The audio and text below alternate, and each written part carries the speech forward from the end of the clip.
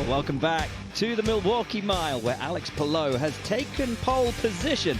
But joining him on the front row of the grid, David Malukas, who so nearly roared to his first ever IndyCar Series pole. We've got Pato O'Ward and Scott McLaughlin on row 2. And we are getting ready for what is not a high line practice, but a low line practice here in Wisconsin. I also just think it's such a confidence thing here. You know, he comes to these short ovals with a pep in his step, with a different energy, a different attitude, because he knows what he can do. He knows what the car. Oh my! Did he make contact? Yeah, he's not. I think rear left. Is that off? He has. It's askew. Contact with what? A car? Yeah. Yeah. Or a the car? tool? No, the car ahead of him. He clipped his car? He's asking if he clipped his car. Yes, he did. Wow. Oh boy. Just talking about the confidence, but man, that is a huge lapse in focus. And that's Devlin. Oh yeah. Yeah. I mean, he's lucky that he hit the car because he was going around otherwise. That car was completely parallel to the flow of traffic in pit lane. That's. I mean, you got the. Yeah, hit the toe link. Oh no, they broke their toe link on the 30. Oh boy. The mechanics saying we're done. Said broken the toe link, yeah. But that was what you heard was that was Ferrucci on the radio saying broke the toe link. His toe link. Yeah, but I wouldn't be surprised if there was damage to the 30 as well. How bizarre.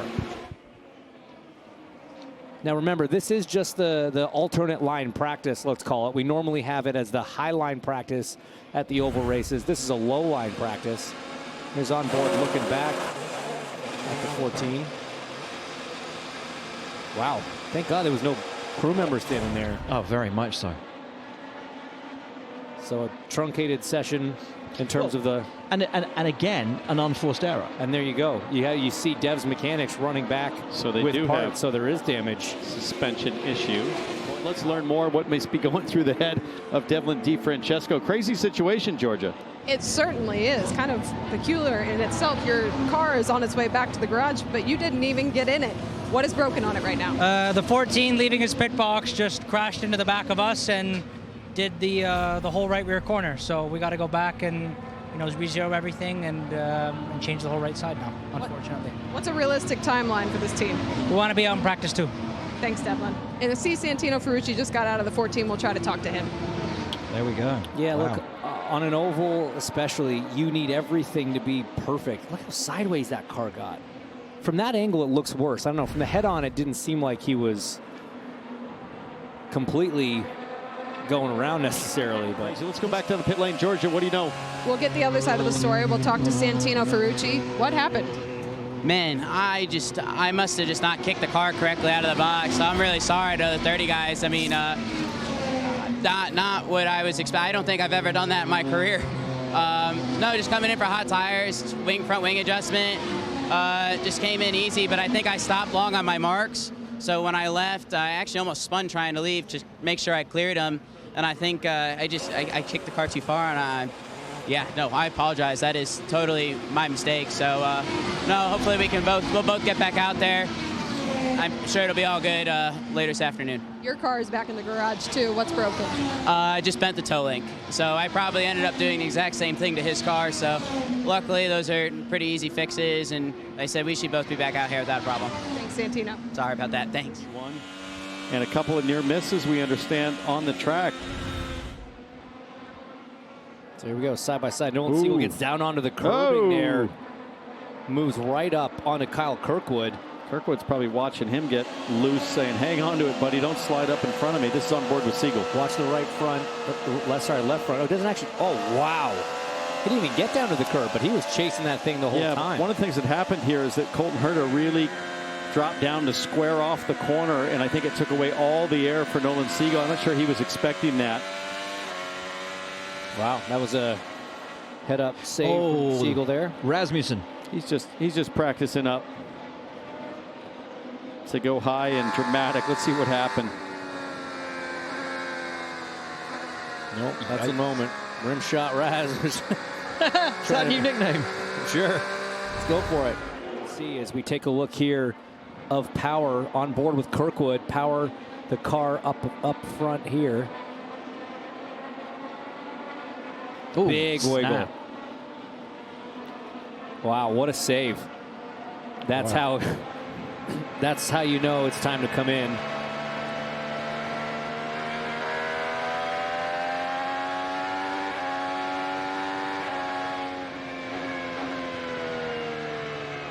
In the last little bit, as we take a look at Scott McLaughlin's on board. Who's he tracking down here? It's Graham Rahal on the outside, and they catch a slow-moving. Oh. Rossi getting in the mix there. And so that's the 27. Kirkwood going a bit slow. Here from on board with Graham Rahal looking back at McLaughlin as he jumps to the inside.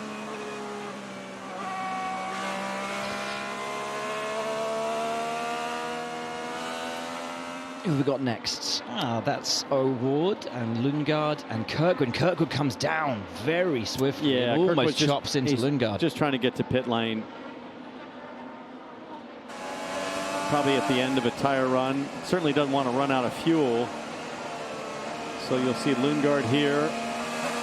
We're on board with Pato O'Ward, and that's Kyle Kirkwood just up ahead. At this point, Kirkwood's like, excuse me, pardon me, I need to come in. Whoa. That's a dicey one. I mean, it is. I imagine he got a call from his spotter to say that he was clear, because technically he was, but with Pato not knowing maybe he was coming down. That's more of a clear-ish. Yeah. Trying to lock in second in the championship, which would be his best season result of his IndyCar career. Like that, Pato O'Ward working on a little bit of restart action there. And the restart section is that whole final stretch of corners, that last two turns.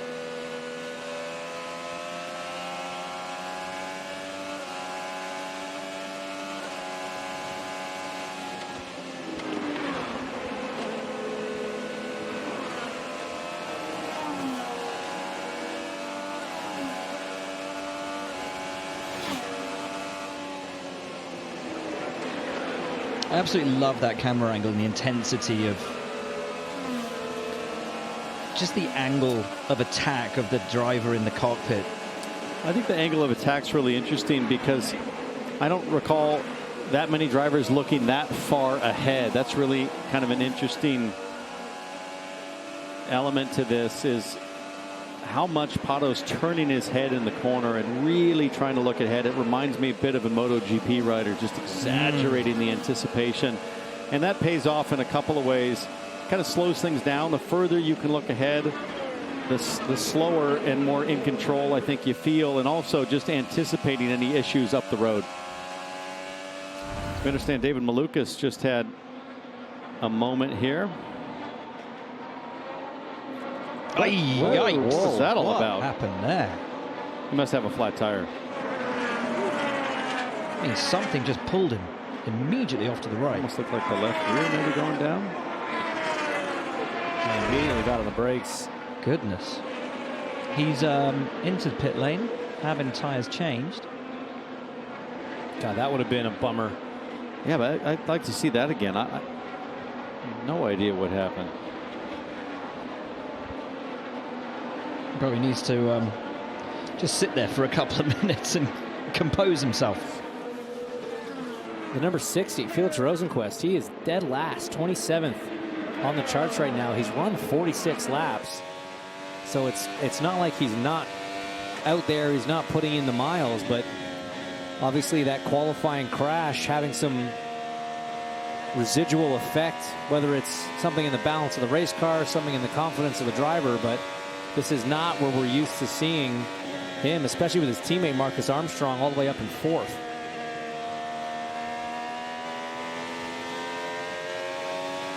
We're on the steering 3 and 4 bit spawner, still loose, bit spawner 1 and 2.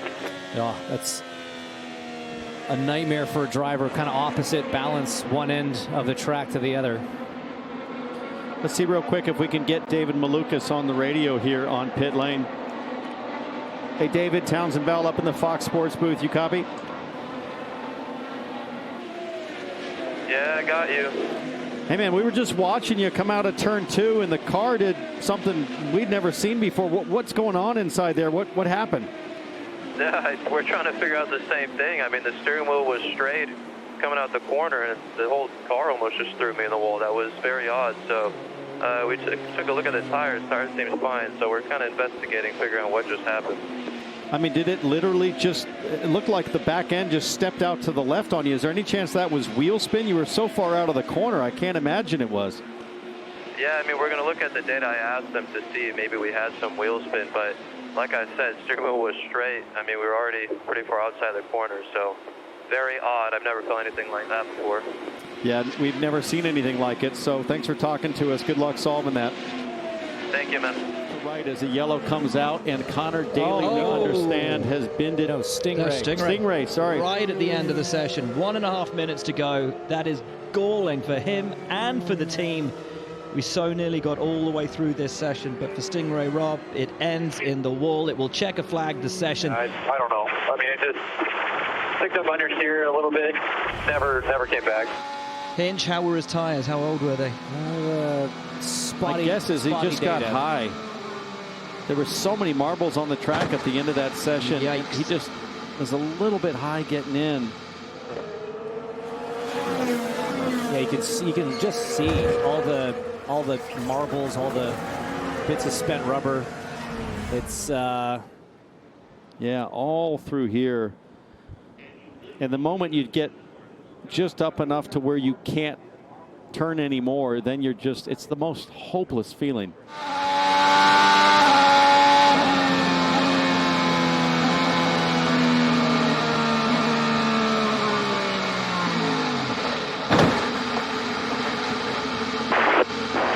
You okay? Fine, idiot.